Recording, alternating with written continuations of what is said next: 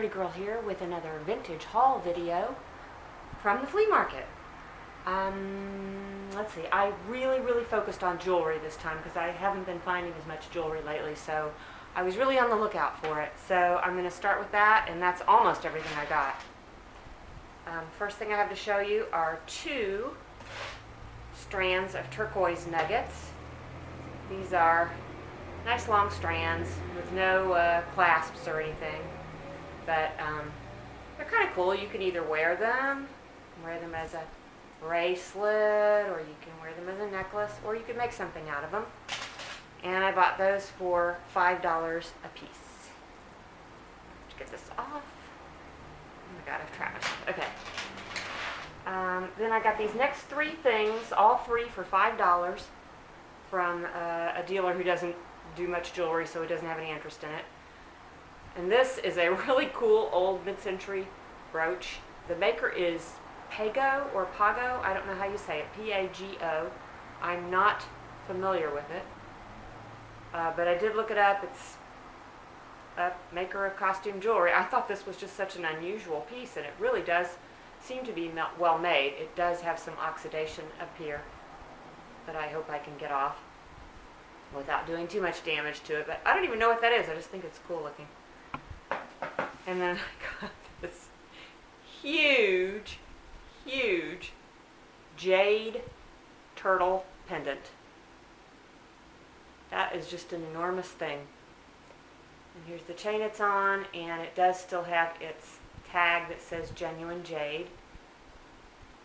So I guess it's never been worn. And then the third thing is this really pretty gold tone panel bracelet.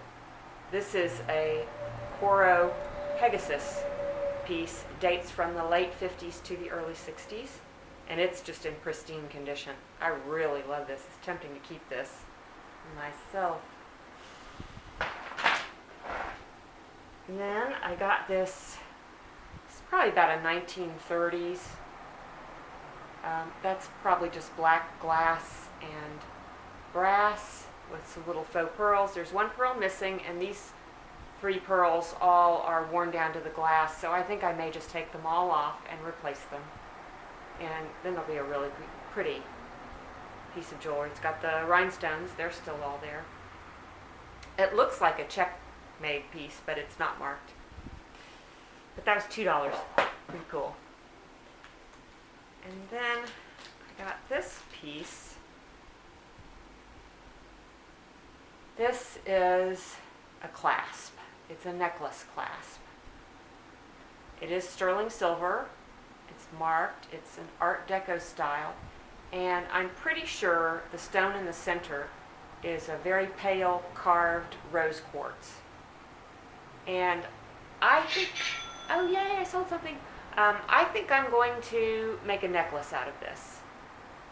I bought this from somebody I buy from at the flea market all the time, Mad Jack. And when he saw this, he took it out. He hadn't realized. He said, "What's this doing in my tray, this broken thing?" You know, he doesn't know. He sells really, everything's always intact and perfect at his shop. And so, but I was so interested in it, he ended up giving it to me for free. And he said, just make something pretty out of it and send a picture. And so, what a guy. I mean, I have spent a lot of money with him in the past. I did not this time, though, for whatever reason. I just didn't connect with anything but this. But he gave it to me. I thought that was so sweet. So, I'm going to make something cool out of it. I don't know. Okay, then I bought this nice turquoise Navajo sterling silver ring. And I paid $10 for that. I would say I'm probably going to ask probably about $45 for that. It's a nice one. Then I got a bunch of jewelry for $2 a piece. I got this adorable little frog. I just think he is so cute. Really nicely made, very heavy, thick. Gold tone metal. No marking. And then I got this owl with the little purple stones. He's, I think, 1970s probably. And I didn't notice until I got home that the clasp is It used to be a spring ring clasp, and now it's just a little, it's broken. It's a C clasp. So I'm going to have to work with that and make sure it's secure before I sell it. And then this was also in the $2 jewelry tray. This is by a company called, I've forgotten already. Oh, Atlas. Not one I was familiar with. But they apparently were active in the 1940s. This is a sterling silver vermeil. Most of the gold wash is gone, but it does still have the silver. Very typical design for 1940s. It is marked in the back, a little green rhinestone. And then I got some cufflinks with little bowlers. I thought these were absolutely hilarious. They're a swank and they're in really nice condition. I have sold a set of bowling swank cufflinks before. They had bowling pins rather than a dude on them, but yeah, those will be like $18 to $20, I think. And the last of the $2 jewelry was these earrings. I just love the color on these. They're enamel and rhinestone on brass, I believe. They're pierced earrings. I need to find some backs for them, but other than that, a nice noise. Those are, I would say, 1960s mod sort of thing. Let's see, then this is quite a curiosity. It's another one of these shell coin purses. This is a different shell though. I've looked and looked and I haven't found any that are made out of this type of shell. It's very heavy. This is much more substantial than most of the ones like this that you see. And it is on a necklace. I paid up for this. I just really like the look of it.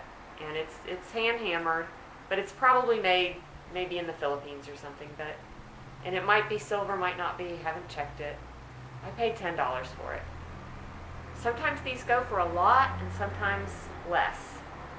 So I'm not sure what I'll ask for that yet. And then I got this pendant. This was $3.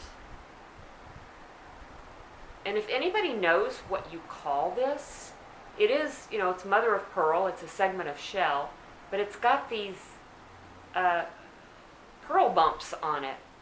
And the guy who sold it to me was like, "Oh yeah, those go for a lot of money on eBay or whatever." I paid $3 for it, so I don't really listen to people when they say things like that. But I just was wondering what you call it because I couldn't find any.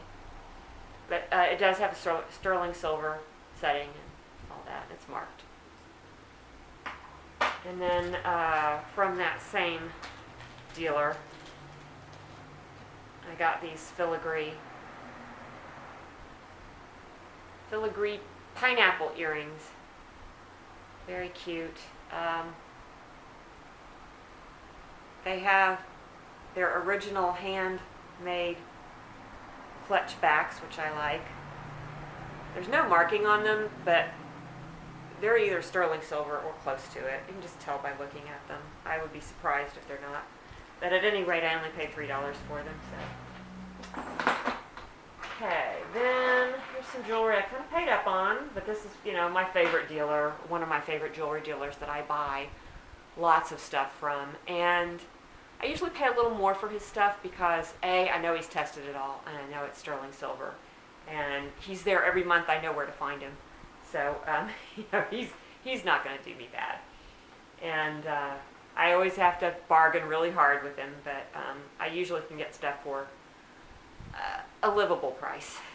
So the first thing is this silver brooch, filigree. It's really nicely made. It's made in Argentina, and this is coin silver.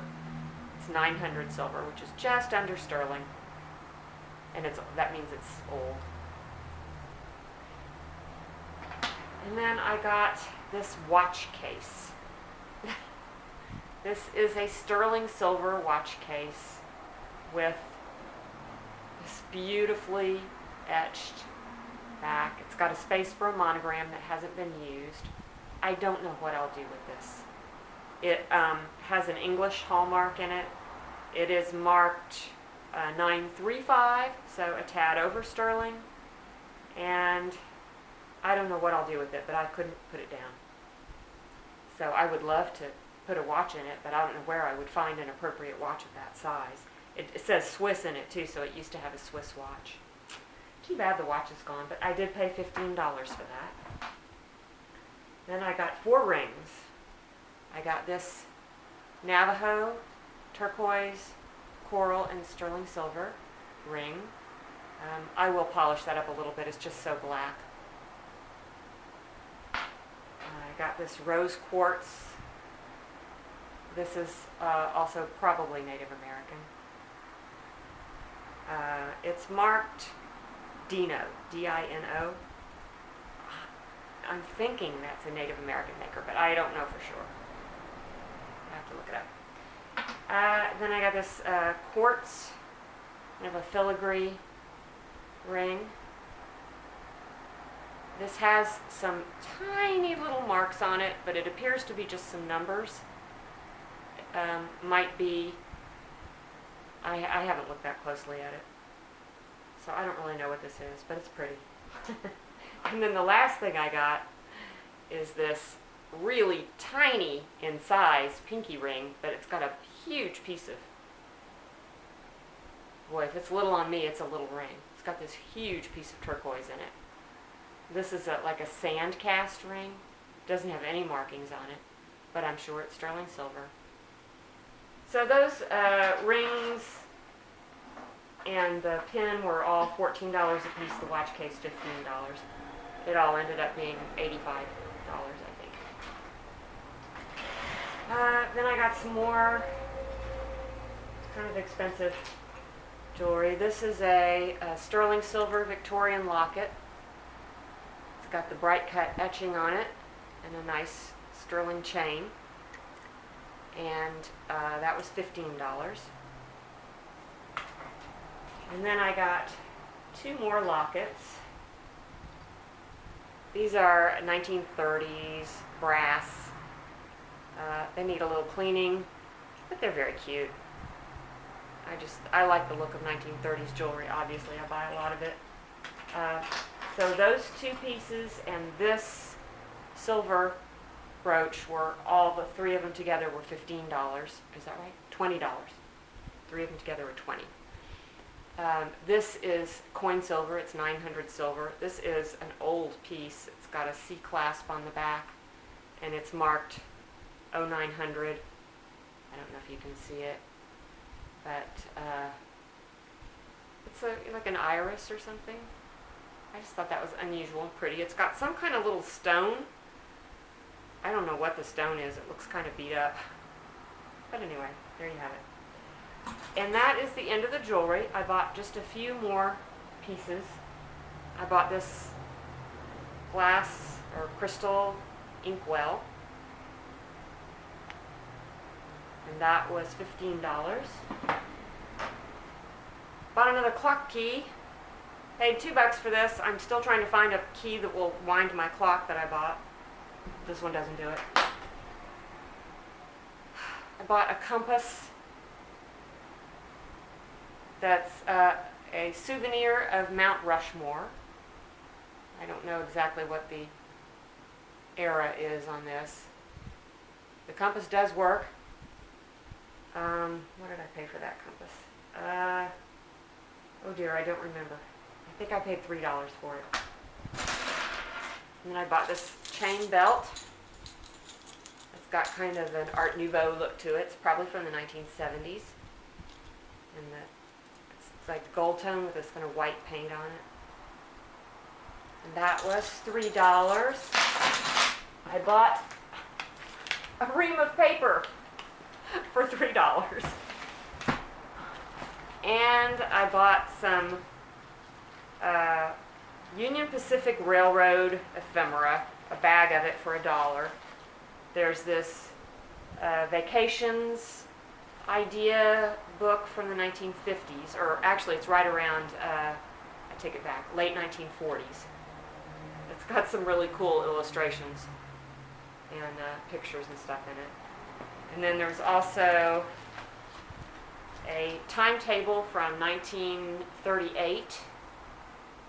It's got a torn cover, but other than that, apparently people buy these. And then some postcards. There's 4 Union Pacific postcards. They're all the same. They look like this, and they have that on the back, and they're not used, and they're in very good condition. So all of that for $1. And is that everything? That's everything. Thanks for watching. I appreciate it. If you like this video, please give it a thumbs up and subscribe if you haven't subscribed. And I will be back soon with another haul video. Oh, and if you're watching my Periscope replays, I do appreciate it. I know the quality on those is not super good, but right now that's the only type of sales report I'm doing, just because I don't have time to do the big cumulative sales report videos right now. So, but you know, if you can't hear them and you don't like the quality, it's okay. You don't have to watch them. I don't mind really. All right, so I will see you soon. Thanks. Bye.